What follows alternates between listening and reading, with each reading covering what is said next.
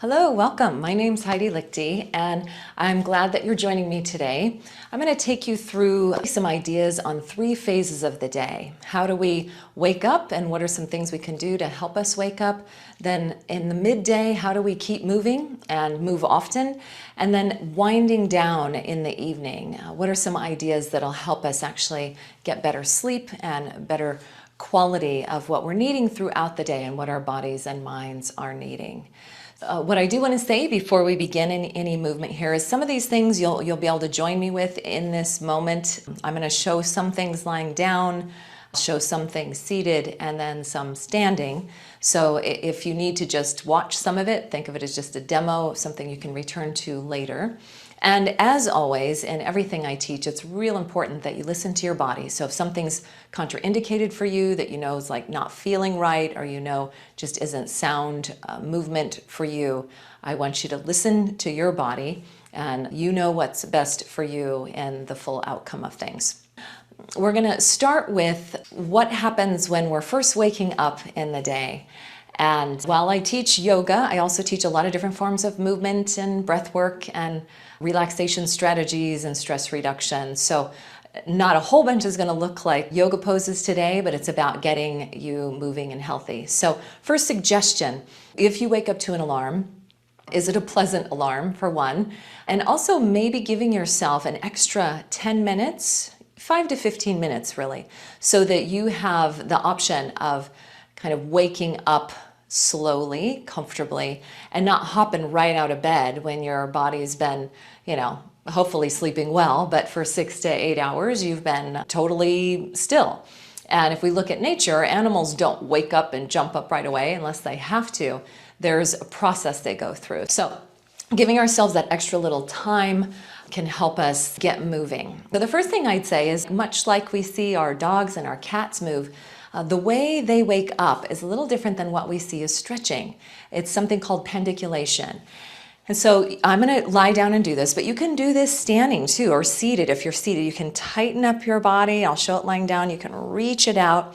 You can maybe induce a yawn, which can be part of a natural pendiculation that humans still do pretty often. So I'm going to show this part lying down, and if you have the availability to do that with me, please join me. In the lying down position, you might also add a little blanket under your head, which I'm going to do here. Or in your bed, you'd have a little pillow there. Okay, you just start to realize, new day's starting, and you tighten up your face and you bend your elbows, maybe tighten your fists, maybe your legs are lengthened out, and you flex your feet. And you tighten up through the hips and buttocks. And if you've ever had a really good wake-up stretch, this is sort of what it feels like. And then you reach that out. Reach out through the fingers, point the toes. And then maybe another yawn. You work into the face, scrunching into the eyes, the jaw. And you bend and you lean a little bit differently to the other side. And then bend again, tighten up the body. So think of just contracting and lengthening there. And a little contracting and a little lengthening. So that gets a whole bunch more of the body and brain on board to adjust any tension or stiffness that we have in our bodies. And that's probably the main complaint, that if we just pop right out of bed, we can feel very stiff. We might have some pain before we get moving. All right, so from there, then you'll bend into the knees, and from the bent knees, we'll walk the knees in. And plant the hands on the knees, and these are just opposite moving circles. So this is a nice way to warm up your hip joints. You get a little rock in the low back. So the knees move apart and back together, and apart and back together. And then you slow it down, and you go the other way. You don't have to take long with these. It's amazing how just a little bit of shift in movement in a short amount of time makes a huge difference. And then back at center, and then from there you can let the knees and ankles part and rotate hands and feet. So little crackles that might come out through there, really preparing your joints to not only support your weight, but to start doing the work of the day. And then go the other way.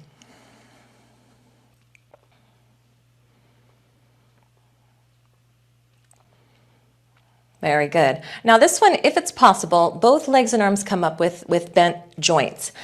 If you need one foot at a time, that'll give you more back support. And just shake and loosen this up. So if you've ever been on a massage table and you've noticed that when your muscle's not letting go, your massage therapist might shake and wobble you a little bit. This is an excellent method, switch legs if you're doing just one, it sort of confuses the communication between the nerves and the fascia and the muscle, and so it just starts to let go. So it's a positive confusion where we just get to shake some tension off. Here you're also, after being supine for the hours of the night, you're getting an inversion, a different blood flow rush for the body. And then bend the knees and set one foot down at a time. Then we'll bring the feet a little bit wider. So I'd say like kind of a little bit wider than outer hip width. Arms out from your heart in a T position. And then just a nice easy sway of the knees and the head going opposite of each other. So you're not going fast here.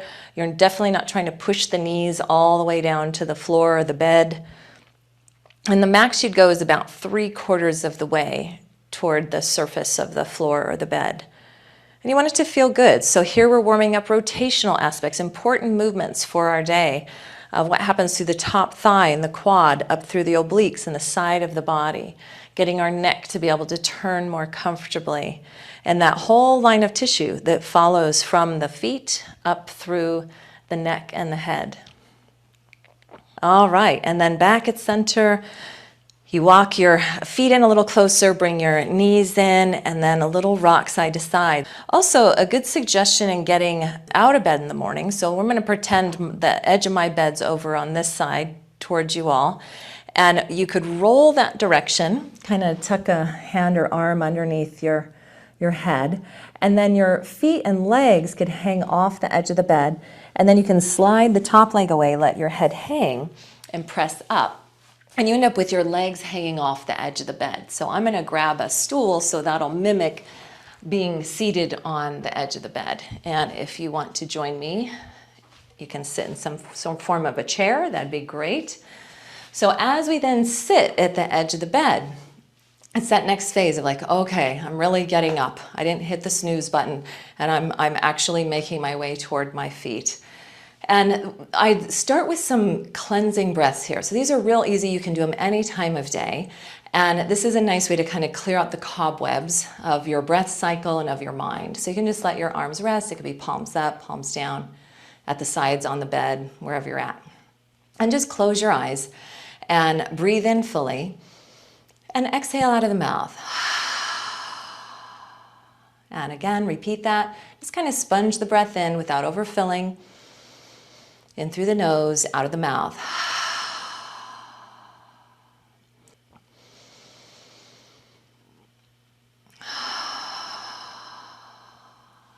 All right, good. And then the next thing there is just placing the hands either, they can be on your legs, or if you have the side of the chair there, or if your hands were on the bed, and just starting to create a circular rotation. So one thing that sometimes we're really missing and if we go walking a lot, or if we're hikers, or if we're doing some form of, very linear weightlifting, or even yoga for that matter, it can get very linear. And the circular and more water sort of like movement in the body is so life-giving, is so healthful for the joints, for the tissues. We look like we have these straight limbs, but everything in there is really built more spirals and circles, and so we're just speaking to those tissues in a different way. Then try going almost like a forward stroke position. So maybe your hands were pressing into something, or maybe you just have them free flowing like mine.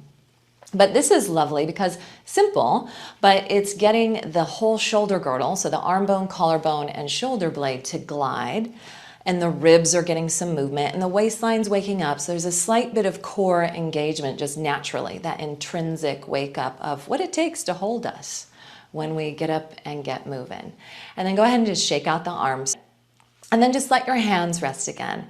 And this is a little bit more into the philosophy of how to approach a day, but I think it's important, and it might just be, I'm gonna connect to my mindset today. So what is that gonna be? Maybe you're needing to accomplish something, or you just like to have a nice day, a mellow day, whatever it is. But you can have your eyes open, or you can close your eyes, and you just take a moment to Think about your mindset. Maybe you use the word intention. Whatever it is, you're just connecting to just a moment of stillness. And just recognizing that how you're going to engage with the day is going to make a difference in how it turns out. And then open the eyes. Very good. All right, then we would make our way up from the side of the bed, and you could use the bed. This is my fake bed here. Or you could, if you have a dresser nearby, that'd work great. Even an end table if it's a decent height. And we're going to do what's just a little half dog stretch. And when you have your hands on the surface, I'm going to have mine sideways because I'm on a chair, and if you're using a chair, that'll help. But make sure you give a generous shoulder width, so the web of the thumbs kind of line up with the inner armpits. So you take hold of whatever surface you're using, and you're also teaching yourself about really good hip hinging here. So we are built to be hip hingers and not curling into things like little cashew nuts all the time. So you lead with the pelvis as the feet step back. And you bend the knees and lengthen back into yourself. And then we remember hip hinging. So you walk forward, your pelvis starts to move forward. And then when you come up, you move the spine and the pelvis as a unit. And then roll the shoulders. Very good. Shake it out. Okay, so then this is just another tip of something you can do once you're heading toward the bathroom sink. Cool water or cold water. Excellent for shifting. One of the things that shifts us into what's called vagal tone. So the nervous system responds through certain things that create this positive vagal tone. The vagus nerve travels from the brain through the heart to every organ in your body. And cold water, splashing on the eyes or the face, is one of those things. Also humming. So if you can hum a little tune while you're getting going in the day, that can also be helpful. And it just kind of sets your nervous system to be more resilient and calm. It helps with organ function, heart rhythm, a lot of things. So when we're in vagal tone, it's a good thing. Also, the eyes tend to be more heat-based organs. So after a night's sleep, a good refreshing cool water can feel good. All right, next we're going to go into our phase of what does it look like once we've moved into our midday. Okay. If you're at a desk area, or that's possible, or you can just see this as a demo. We don't really need the desk too much. But if you have a tennis ball today, or you can get one later, and any kind of massage-like ball will work great. Okay, so what we can do, there's definitely times when we're stuck in our seat and we're not going to be able to go anywhere for a while. So how do we create that idea of intermittent variety for our body and intermittent sitting? So definitely even getting up, standing a little bit. You know, if you're on the phone and you're able to even stand and change position, great. Standing desk, do it. But say you're stuck here at your seat. I also have a video that's yoga at your desk. So it gives you lots of ideas if you're stuck in your desk. So first, you can kick your shoes off during the day and use a tennis ball or massage ball and just start to gently massage the feet. So this can be done, once a day, several times a day. Don't press too hard. And it's a wonderful way of kind of reinvigorating the body. You're going to get a response from the tissues, and there's certainly some things in there like reflex points and acupressure points that you're creating a little bit of access to as well. So it can energize you. It can just help your overall body feel better by working the sole of the foot. And then you can switch. So that might be even while you're on a computer or you're on the phone or you're having to write something. The nice thing about that seated is that you can just work the feet and not have to be just doing that. If your arms are free, you could also bring the arms up. You can lace the fingers, push the palms away, create a little side arc. So if you want to get a little multiple action going on here. And then bend your elbows and just have your hands interlaced here. And I'm going to show just a couple silly fun things that your fingers and hands might appreciate. And you can just go back and forth if you're working the tennis ball on the feet to give them some variety. Because, right, we're on phones, we're on devices, we're hanging on to steering wheels, whatever it is. And this is kind of like the dancing fingers. So you have interlaced fingers and you're going to see if they can mobilize, kind of like the Rockettes all moving at once there, back and forth, back and forth.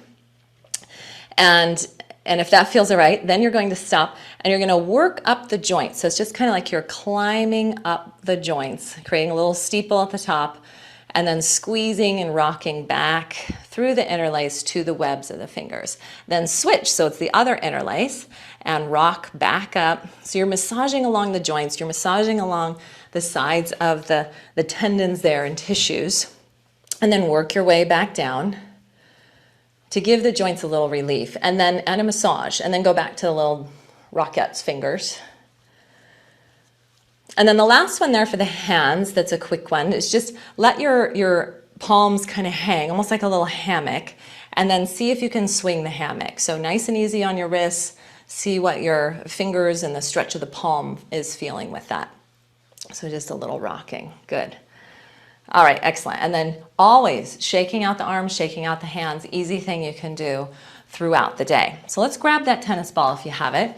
And some other options. So the desktop, how that can be helpful. You can actually do, especially if you have a mouse pad so it won't slide around, you can do a little massage for the palm, especially between the thumb and index finger there. So you can work both hands with that. You can also take the tennis ball and just work up the forearm, either side. So we know that those nerves and those tissues get really tight. So you can work it that way. Much better than having to use your hand to massage. You can also do shoulder. So it might be easier to reach on the same side or cross over the body. And you just circle into it. It's pretty simple, but it actually can feel quite good. And again, it can work better than trying to squeeze with your already tired hand. So you can get both sides in there. And then sometimes I'll give people a tip of using the tennis ball almost like a little trigger point support. So say you got a knot between your shoulder blades and your office chair supports you there. You could tuck that in right at that spot and just lean against it and just breathe for a while. You know, let it stay there for a few minutes or as long as it feels good. So then that's it with the tennis ball. The other thing I wanted to show quickly with the support of a desk, this could be done also standing if you're traveling and you get out of your vehicle. You can use your vehicle, the hood, or even the open door to stretch, kind of like the dog pose we did standing. So you can take your hands to the desk. You can really slide the buttocks and hip thigh creases back so you get longer in the spine. And then wherever you go, it might be even this position. That's great. You could lower down and get a little deeper. Breathe into the back. Exhale, soften.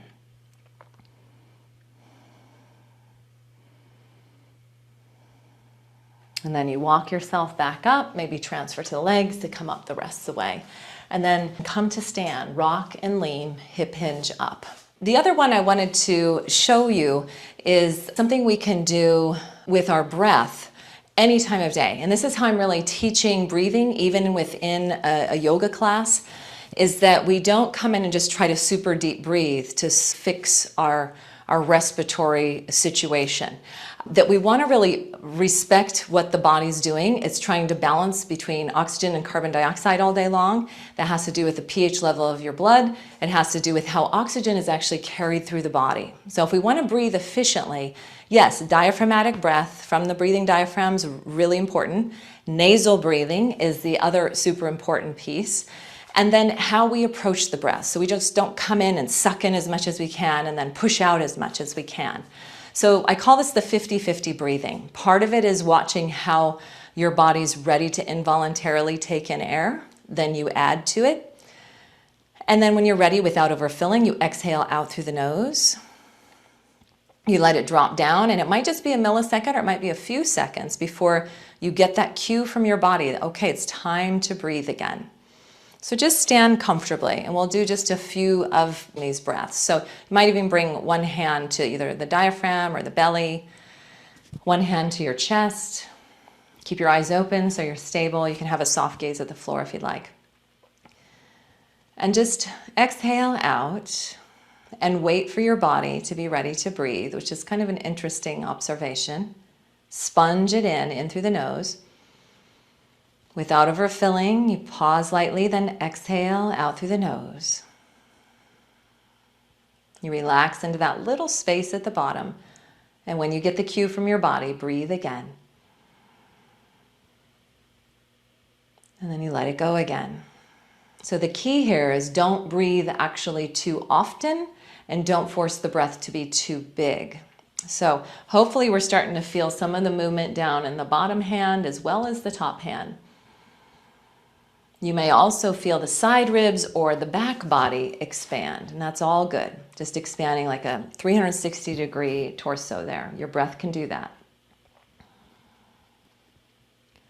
One sign that we're over-breathing, if we're exercising and we're trying to take in the deepest breath ever, is we might get a little tingling or numbness in our fingers or toes. So that's a sign to like kind of chill out, let your body breathe for you for a while. And you may be either trying to suck in too much air or too often. So too many breaths per minute. You know, if we're not using it for aerobic reasons, if we do too many in a minute, we can actually go into a slight hyperventilation. All right. Okay, so that's that 50-50 breath. And go ahead and release your hands and shake out the arms.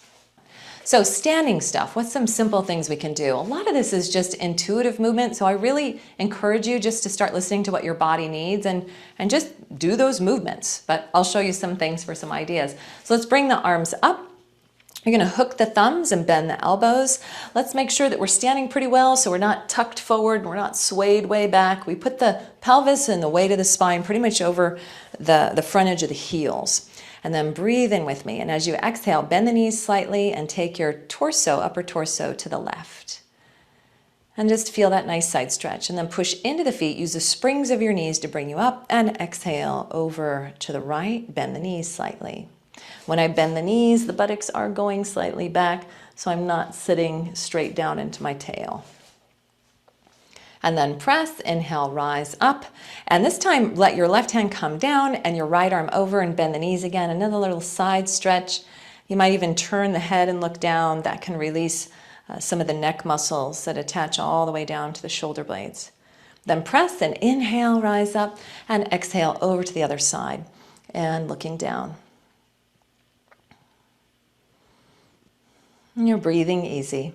Press down, inflate up, and exhale, hands down. Roll the shoulders. So we're going to add in a little bit of Tai Chi / Qigong work here. And remember I told you about shaking the limbs, how it helps release the fascia. So we're going to try that in a standing position. So a little bit wider stance, a little outer hip width here. Bend the knees. Remember, thigh creases back so you're not tucking straight down. And then you just start a little bouncing. So this will be a little strange. And I know some of these movements will be appropriate at certain times and maybe not appropriate for you at other times, but still some ideas for you. You start to bounce. You feel the leg muscles, the thighs, the belly, the buttocks, the chest, the shoulders, everything kind of getting more loosey-goosey. And your head can kind of bob along. You want to make sure the joints are comfortable. And then you can even get the little motion to get up into, say, your shoulder tension by maybe turning your head one way and letting that bounce translate up to the upper back, the trapezius, the neck, and just try different positions. Just see how that feels as you do what's called shake the tree in Qigong. And they use the shaking and wobbling a lot as a form of just encouraging better flow, what they would call qi moving through the body. Again, it's an awesome tension relief way to get into the whole body at once. So I love that it's really effective for your entire physical body. And it teaches us an important element of learning to let go. Just how can we not carry that load of tension in our bodies so much? All right, and then slow that down. And as you come to just stand in more stillness, you might feel a little tingling, or it's kind of like champagne bubbles rising up in the body. And there's that qi, that energy shifting. So this is then the Tai Chi twist. We're going to bend the knees, and you can let your knees rotate a little bit with your pelvis and your spine. You're just going to swing and tap. Now, if you have any dizziness, keep your head straight on. If it feels okay to turn your head, let it go with the upper body. And you can keep it real mellow here, not going too far. And we get some rotation going in the body, which is really something we don't usually get enough of in everyday moments. So then if you want to add to it, slow it down, and you'll twist to the right. Your left foot will pivot and the heel will lift, and that'll give you a little more turn. and then to the left, and you spin and pivot the opposite leg. So twisting left, your right leg spins, twisting right, your left leg spins. All right, and then start to slow that down. Don't stop abruptly, but just let it kind of lose its momentum. You're not adding to it. And then shake it out. Okay, so the next one is a kind of a huddle-like stretch. So have your feet about that same width. I'm going to show more from the side. Bend your knees and lean your hands on the legs. And just sit back, like kind of let the low back curve, kind of a natural little cow pose there. Press into your hands and then sink into the shoulders a little bit. See if that feels okay on your neck. So you press and you extend, and then you just kind of sink a little bit. You can let your head lengthen. Maybe move the head a little bit side to side. And then press again. Now you can do that again, staying on the hands, or you may try coming down to the forearms. For me, it feels better to widen the feet a little when I do that. So here's the huddle stretch again. You're kind of in the huddle, you're looking down. Fingers are interlaced, lean back through the pelvis and thigh creases. Gently push into the arms and extend your head forward. So you're creating kind of a self-induced gentle traction with your pelvis drawing back, buttocks drawing back, arms pressing, head pulling forward. And nice easy breaths. You want to make sure the spine feels good with that. All your joints are on board. It's nice, easy breathing, 50-50 breathing. And then when you're ready, lighten up the push-pull you're creating. Walk up to the hands again. Press and hip hinge, come up. Excellent. Okay, then take a little bit wider stance yet, and we'll have the left heel pivot in a little, right toes pivot out a little, lean onto the right hand and just do a nice long lengthening stretch there from your back foot to your top hand. And then sweep down, come up. We're gonna switch the legs. Right arm sweeps under, lean onto your left hand and breathe. So those lateral tissues getting, again, some movement, some stretch, some variety. And then swing down and come back up. So you can heel toe together, get those legs back together, shake it out. So then we're heading next into the evening wind down. So tips on this is that at least an hour prior to knowing you're going to bed is to, get off the tech, get off the TV. And even I'd say, choose things that aren't going to be stressful that last hour. So don't have a difficult conversation if you can help it. Don't engage in work stuff that's going to keep your mind reeling or remind you of what hasn't been completed yet. And even reading, if you're a reader, think about what you're reading. Is it something that's going to get you stressed out if you're reading a thriller or something before you go to bed? So just choose that point, that at least the last 60 minutes before you go to bed, to just be more calming. And then the other thing I'd suggest is often what we do when we're trying to sleep is we ruminate. So it might be nice to just take a moment, you can be doing it while you're brushing your teeth or whatever, to think about what was accomplished during this day. So you can kind of check off the box. For some of us, making lists and checking them off is really satisfying. So it brings a sense of contentment, like, okay, I accomplished that, I got through that, I made that goal, or I made some progress. Great. And then if you tend to be one that thinks about all the things that haven't been done yet, or you're stressed about an upcoming issue or event, then that's what we may write down. You can think of it as your list, what I need to do or address tomorrow. And then in that way, we can just sort of set those aside. Like you've let your mind know it's handled. I'm taking in the satisfaction of what's completed. I'm putting it aside of what I know I need to do, but I don't have to think on that right now. And then some of the suggestions in movement is, I'd say, we want to keep it calm. So if you're doing some movements, we want to have it kind of a wind down. If you're sort of stiff and tight, cat-cow can be nice. That can be done even with bent knees, and you can do a little arching and curling with the tail, kind of initiating the movement. So this could also be done seated in a chair, or traditionally in many exercise classes, not just yoga, we go from tabletop position. So you could try a few of those, and whatever works for you where you're at today, standing, seated. And if you're seated, you just sit toward the front edge of your chair and move through it, hanging on at the knees and rounding and arching. So we get a little flexion and extension in the spine, a little heart opening and back stretch. And then something I call a gyroscope arm. So if you're in tabletop, come back up with me. And this is again about rotating moves and creating a freedom in how the shoulder is built to move, along with how we want our ribs to be able to glide and our shoulder blades over the ribs and the hips as well. So we can do this one standing. And you just start kind of rotating around and seeing how it feels with your shoulders. You want kind of that Goldilocks experience in your shoulders. It's just right. The joints glide without any pain or clicking. And you can keep it small, just almost like you're rowing, or you can make it bigger overhead and kind of spin the upper body more with it. And my hips are kind of swaying with it, my knees are bending.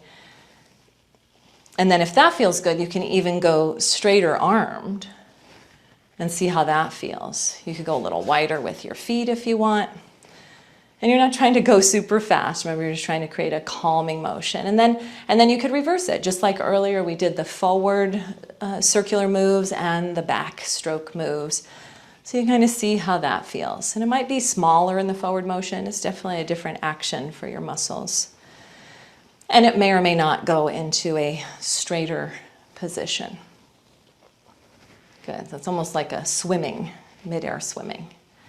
And then let's stop there. Turn the hands like you're going to turn a doorknob open, and then shake that all the way up the spiral of the arm, all the way up to the shoulder muscles. And then you can hang on to something if you need to, or try your balance. Lean to the right leg and shake the left leg. Keep shaking your arms. So we come back to that shaking. It's just a really still an awesome and effective way to communicate with reducing tension in the body and tension held patterns. So then lean left, still shake. Feel it all the way up through the leg. And I think so much in traditional exercise, we've been taught that we want to have tight muscles and, not have anything this malleable. So shake everything that your gym has told you not to shake. Shake it out. And then come back. Good. Okay. So I'm going to just show quickly a demo. And if you have the props and availability of this, you can try this too. You can use bed pillows. This can be done back in bed. So you're heading back to bed. You could use folded blankets. So if you have bed pillows, that's great because you're already heading toward bed. I'm going to show it with what's called a yoga cushion. It's a bolster. And it's just a passive chest opener. So we don't want to be doing big back bends when we're going to bed, but especially if you have tight shoulders, you hold a lot of tension there, this can be a nice passive way of letting the chest be open without being real stimulating. So you just tuck some pillows at least at the ribs up. For some of you, it'll feel good to have it on the low back as well. And we could add that other blanket. We want to make sure the head doesn't drop back so the chin's not higher than the forehead. And you can just pile up what you need there. Let your arms rest, your knees bend. And you can rest there. And this is considered a restorative pose. It's just one that kind of takes the nervous system down again, stair steps you down into a calmer state, more apt and ready for sleep. And if you're not in a position to do the one I just demoed, then I invite you to go ahead and have a seat. And so if you're in the chest opener, please stay there. If you have a seat, I'm going to show you how to do a little more relaxed sitting position. And I cover this in my yoga at your desk too. So you sit back, butt, back. And then you sort of go to the cat stretch and you round your back up the chair. You catch some of the skin of the body up on the chair, and that kind of holds you. And yours is probably higher than this. And it holds you in this position where you can rest. So let's all have our palms open, whether you're seated in a chair or lying back in a chest opener. And I'm going to walk you through just an easy breathing technique that kind of takes us through, really stair-stepping us down, getting the mind to quiet because it's going to follow the numbers, getting the body and the physiology to quiet because the slower exhales do that for us. So if you're comfortable closing your eyes, just do so. Receive the breath, sponge it in, exhale a sigh out. And again.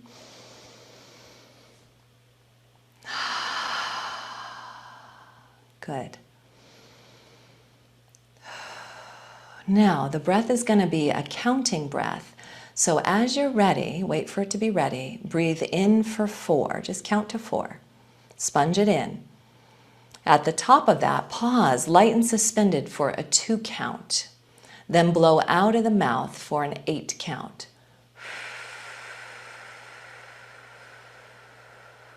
If these numbers are too long, you can adjust them or count a little faster if you need to. And when your body's ready, it might be ready right away. You breathe and sponge in through the nose for 4. Pause, light and suspended, almost like a balloon full of helium about to lift off. Then blow out of the mouth like you're blowing out through a straw, slowing down the out-breath, resting heavy back toward the surface beneath you there. And repeat.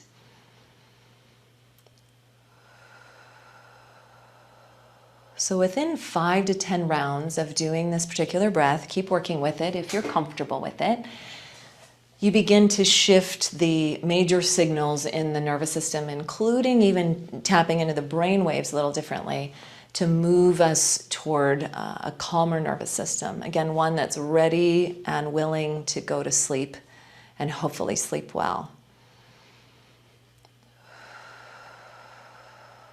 So wherever you're at, continue, and then we'll do one more of those.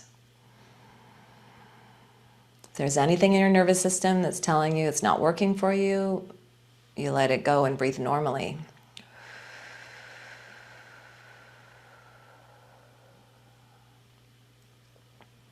All right. And then just notice how you feel there. Just beginning to let your breath take over for you. Let it move in and out of the nose. Feel yourself weighted and relaxed, eyes soften.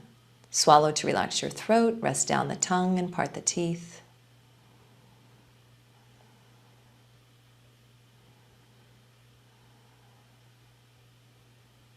And then let your head bow. Just softly open the eyes, let the light in, stay relaxed. And if you're in the chest opener, you can gently roll off to the side and make your way to press up. And so I just want to thank you for joining me today for some ideas, and just know that a lot of this, it can be intuitive as to what you know feels right and that you need, but it's about keep moving, give yourself some time to move when you wake up. Midday, you're going to really move often, and then heading back toward the evening to wind down. Give yourself that time free of distraction and stressful input, and just do a little bit of movement that feels good, do some passive things that are supportive, do some calming breath work, and hopefully that will provide you a space to sleep better, to wake up better, and to feel great during the day. So thanks so much for joining me. Take care.